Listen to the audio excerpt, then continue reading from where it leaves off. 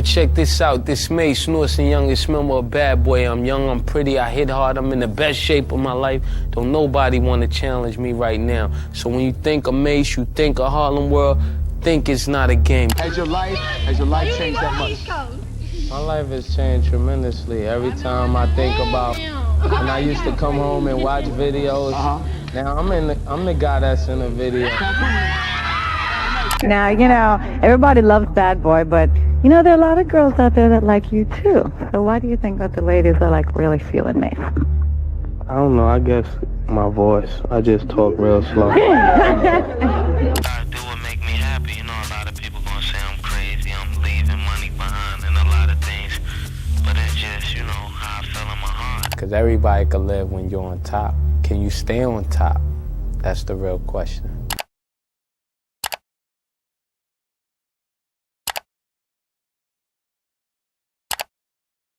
Mase Durell Betha, better known as Mase, was born on August 27, 1975, in Jacksonville, Florida. He was born as a fraternal twin and was 2 months premature. He grew up with 2 brothers and 3 sisters, including his twin sister Stacey, born a few minutes after him. Their father, Mason father Lucky Betha, left the family when Mase was just 3 years old. His mother moved with her children to Harlem, New York, where Mase spent most of his childhood. Like many of his peers, young Mase was left without a father figure, and to make matters worse, he had watched his mother suffer from cancer. However, his mother was one strong woman, and she felt determined to support her children to the best of her ability. She wanted to keep her son away from the violence that pervaded the inner city neighborhood. Later in life, Mase stated in an interview, "I grew up on a block with 10 guys. Now 8 of them have been killed, and the other 2 are still in jail. If half of the people in the world knew my real story, they would be like, how could he smile every day?" Mase had a lot of negative childhood experiences, which included carrying a friend to the hospital, but not reaching the emergency room in time to save his life, as well as living in a home that at times had no heat during the cold winter months.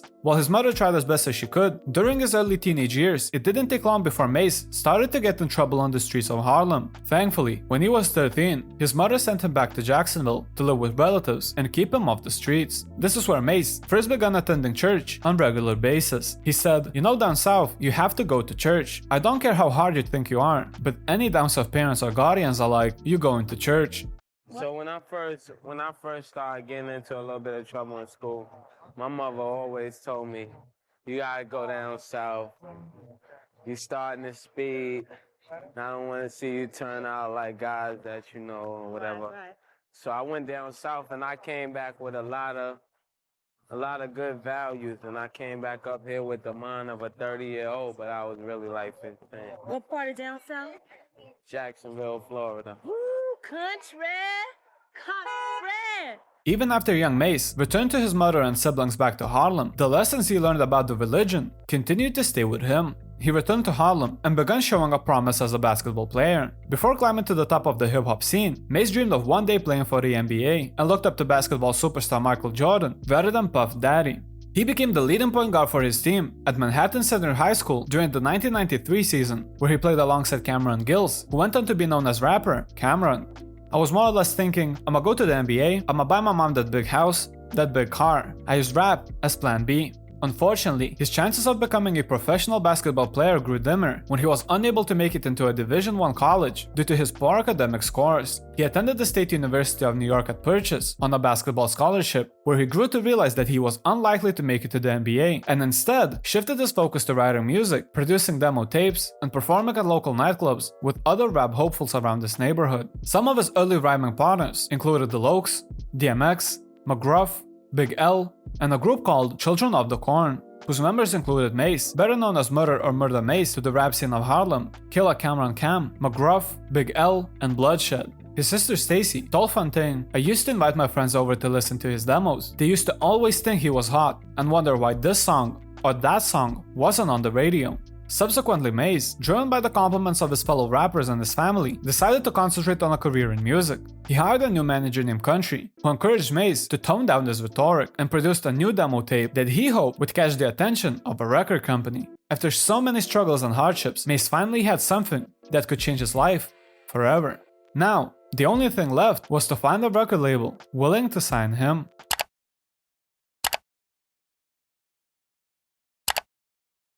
Confident about his new sound and direction, Mase took his tape and traveled to Atlanta, Georgia to attend a music convention. Upon his arrival, he hoped to meet and impress producer and rap artist Jermaine Dupri of So So Def Records. However, Mase caught the eye of another famous record producer, none other than Sean Combs, better known as Puffy, Puff Daddy, or other 7 names he went by during the years. He heard about Mase to other rappers such as Lokes, who had newly signed acts for Puffy's Bad Boy Entertainment label. He asked Mase to spit him some rhymes, and after hearing only 16 bars of rapper's music, he offered him a $250,000 record deal. And did you believe him, or did he like prove it right then and there? Or like a week later, he gave you a phone call, sent you some contracts? What happened? Nah, when I came back home, I had a BMW. I went and got all my friends, say, yo, I got the car. No, you didn't. Right. No, you didn't. It was not sitting in front of your house with a bow on it. Now with the Volvo, with the keys, that's all that matters. Within a week of signing to the label, Betha had his stage name shortened from Murder Mase to simply Mase, to make his name more marketable. He was first featured on and in the video of 123's Only You with Notorious B.I.G. Mase be the one that'll take you home. On January 3rd, 1997, he helped to write and rap on a single, which was by Puff Daddy himself, called Can Nobody Hold Me Down. If it ain't about no money, Puff, I just don't care. The single eventually became 2 times platinum. These 2 songs were the first songs that he worked on, and both were a major success. Unfortunately, only 2 months after Can Nobody Hold Me Down released, on March 9, 1997, Christopher Wallace, better known as the Notorious B.I.G., was gunned down in Los Angeles, California. He was only 24 years old. Wallace, also known as Biggie Smalls, was shot from a passing vehicle. He had been named Rap Artist of the Year at the Billboard Awards in 1995. He was considered a rival of West Coast rapper Tupac Shakur, who was fatally shot in September in Las Vegas. While Biggie's death left a huge void in everybody's hearts, it also left a void in Bad Boy Records. Mase, Puff's newest prodigy, was immediately thrust into his spot, and now the pressure was on him. Mase helped to finish and was also featured on Biggie's second posthumous single, Mo Money, Mo Problems, which eventually became platinum. I'm your host for the day, Mase Gumble. The success of all of these singles helped to bring Mase's name, face, and voice into millions of American homes. He finally had enough buzz around his name, and on October 28, 1997, Mase released his debut album called Harlem World. The album debuted at number 1 on Billboard 200 and sold 270,000 copies during its first week. The album was entitled Harlem World because everybody that died for the cause in Harlem and suffered a whole lot for Harlem, they just mean the world to me, and I wanted everybody to know that, even to the smallest people on the map that did anything to help Harlem or help any person coming up, mean the world to me. So I wanted to include the world and connect it with my little world called Harlem and just unite it as one big family, Harlem World. It also featured artists like Jay-Z, Lil Kim, Busta Rhymes, 8-Ball and MJG, The Lokes, Total, and DMX. It also spawned hit singles like Feel So Good, What You Want, 24 Hours to Live, and Looking at Me. What you know about going out, head west? Mase told MTV about his first solo effort. Well, basically what I'm trying to establish is a strong identity and foundation for Mase, so a lot of people could know that Mase is his own person, and Mase can do other things besides rap, and music, and things of that nature. The album was a huge success, and it went on to sell 4.8 million copies in the United States, and eventually was certified 4 times platinum. 10,000 people. With his solo career in full swing, in 1998, Mase formed his own record company, All Out Records, and signed his first new group called Harlem World. Although Mase still enjoyed working under the guidance of Puffy and Bad Boy Entertainment, he felt that other rap and hip-hop artists, including his sister, also a member of Harlem World, desired more creative control. Mase's new group, which included loyal friends from Harlem, released their first album called Mase Presents Harlem World, The Movement, in 1999. Critics gave the release overall praise, and Vibe stated that Harlem World is a well-produced album that bounces the sounds of the world's most famous neighborhood off of 7 young, energetic, and strikingly different MCs. The album was later certified gold. It's my man Big T, fake security. It's Super Mario right here. He the guy that don't get our records played, but he's on his way out, but that's a whole nother story. He's gonna be with him. That's Baby Stace right there, that's my twin sister. Sorry she couldn't look like me, but that's a whole nother story. Life was finally good for Mase. His album was doing really well, he was finally in a good financial situation, and his family and loyal friends were also eating well. Throughout the next couple of years, Mase made several guest appearances and features with other rappers, hired a new manager, basketball legend Earvin Magic Johnson, owner of Magic Johnson Music, and was also working on his next project called Double Up. When asked about the upcoming album in an interview, Mase told them, "My first album, I gave the people what they wanted, but this time, it's going to be a whole different Mase. When I wrote Harlem World, I was on the road with Puffy every day, and there wasn't too much hardcore music I could make out of that scenario. But this album, I was in the hood, and it's going to be 100% me. No glitter, no nothing." But before the album hit the record store shelves in June 1999, Mase shocked the music industry as well as his faithful fans for one more time.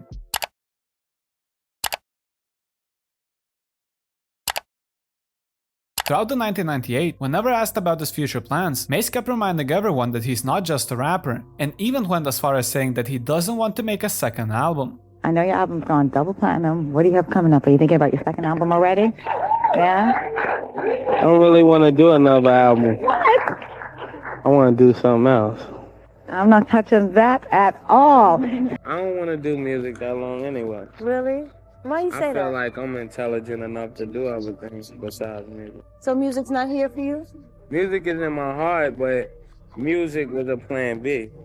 Music wasn't my first love and goal in life, so it wouldn't be my last goal in life. Well, some people speculate that he was only hitting on a girl and it didn't mean anything. If you remember, a year prior, when asked on MTV about his last album, he kinda got off track and specifically mentioned Mase can do other things besides rap and music. At the time, people thought nothing of it and were dying to hear something new from Mase. Unfortunately, on April 20th, 1999, anyone from fans to music industry suits were shocked when Mase went on Funkmaster Flex, and during an interview, he announced his retirement from rap.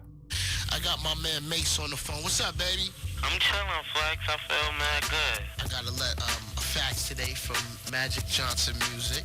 It says Mase is retiring from the rap game. I do what make me happy. You know, a lot of people gonna say I'm crazy, I'm leaving money behind and a lot of things. But it's just, you know, how I feel in my heart. Once God puts something in your heart, you know, God talks to everybody different. So you saying you don't want to make any more albums? I don't want to make no records. I don't want to rap on no records, and I don't want to run no record companies. The official press announcement came from Magic Johnson Entertainment. As of today, Bad Boy multi-platinum artist Mase declares that he will be retiring from music to follow God, effective immediately. Mase himself later declared to Newsweek, "It's time for me to serve God in his way. I've always known that there was something else out there for me to do, not just this stuff. Because like I said before, this isn't real, and I gotta deal with reality. There's no way to stay true to the game, the real game of life." It's interesting to think that at the height of his career, when everything you ever wanted is finally at your disposal, you leave it all behind for the greater good. A month later, on June 15, 1999, he released his second and last album for time being, called Double Up. It debuted at number 11 and sold 350,000 copies in its first week. The album was later certified gold. It also spawned one single called Get Ready. Get out the plane, it all looks strange. See a man from Spain holding up my name. In support of his new album, Mase planned to make appearances to sign autographs, but not actually perform. After the release of the album, Mase enrolled as a freshman at Clark Atlanta University and began taking classes on August 19. Unlike other freshmen, Mase was permitted to live off campus and commute, but he is said to have downplayed his past as a rapper and stayed fairly low-key while on campus. During this time, he gave back to his community to basketball programs, helping children to go to college, donating scholarship money, sponsoring charity events, and doing speeches.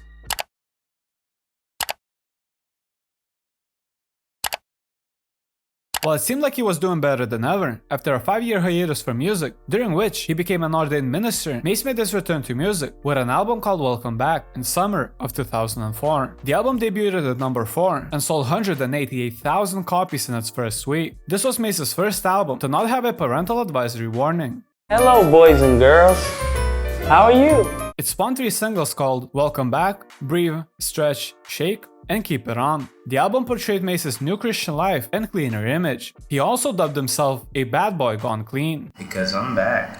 This new approach had a mixed reception, but still received moderate radio airplay. In the next couple of years, he was seen spending time and touring with New York's hip-hop group, G-Unit. Mase became a mainstay of 50 Cent's public image during that time, appearing with him on magazine covers, on stage, and in music videos. He has since said that working with the group was not something he regrets, but that the message he was sending was a mistake. He joined G-Unit to appeal to a different audience, so they could see that they could change, just as he did, thinking that in order to get people where I'm at, I have to go back to where I once was. In 2006, under G-Unit, Mase released a mixtape called Crucified for the Hood, 10 Years of Hate. Little is known about the mixtape, and after hanging around with G-Unit, he once again disappeared from the spotlight. His reappearance out of nowhere left a lot of people questioning whether he was coming back to music, or was it just a one-time thing.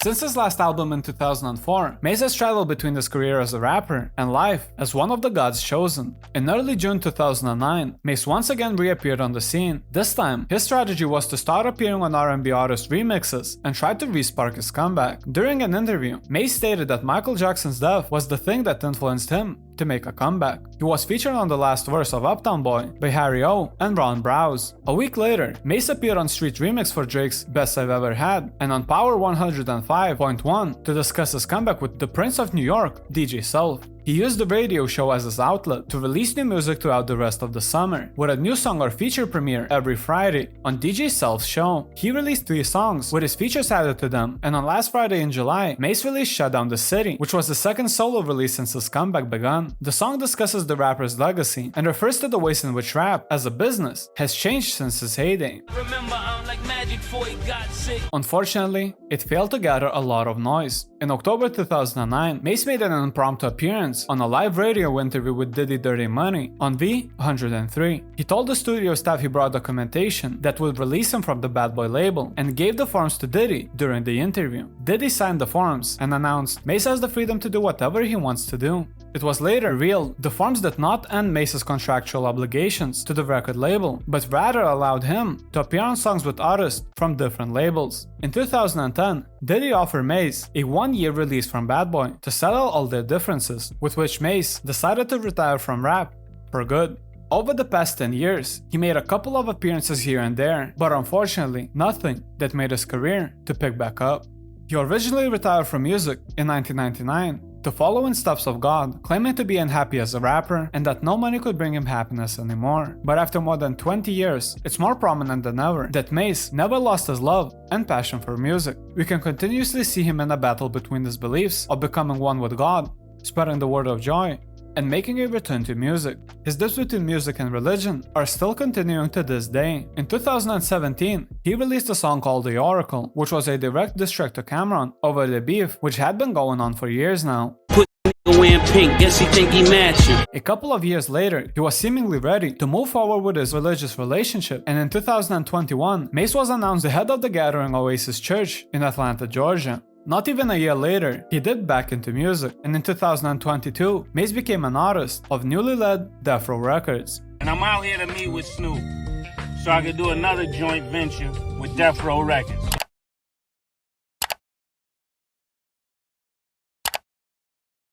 Mase continues to inspire and spread his message of hope and faith to this day. While his story features a lot of back and forth between his music, religion, and his inability to make up his mind, I think it should serve as evidence of a real transformation. Life is never linear. It's a constant battle between ups and downs, and while Hollywood made us all believe in redemption arcs with a 100% success rate, this is a true reality of change. Just like Mase, we all have the power to change and make a positive impact on the world. This is the story of Mase, a rapper who rose to fame and then made the bold decision to turn his back on the industry to try to follow his heart and live a life of purpose and meaning.